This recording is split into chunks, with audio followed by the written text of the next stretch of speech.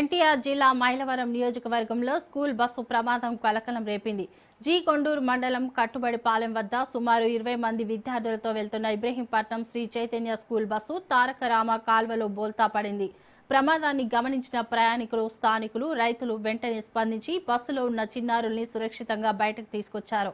విద్యార్థులకు స్వల్ప గాయాలు కాగా కాల్వలో నీరు తక్కువగా ఉండడంతో పెను ప్రమాదం తప్పింది.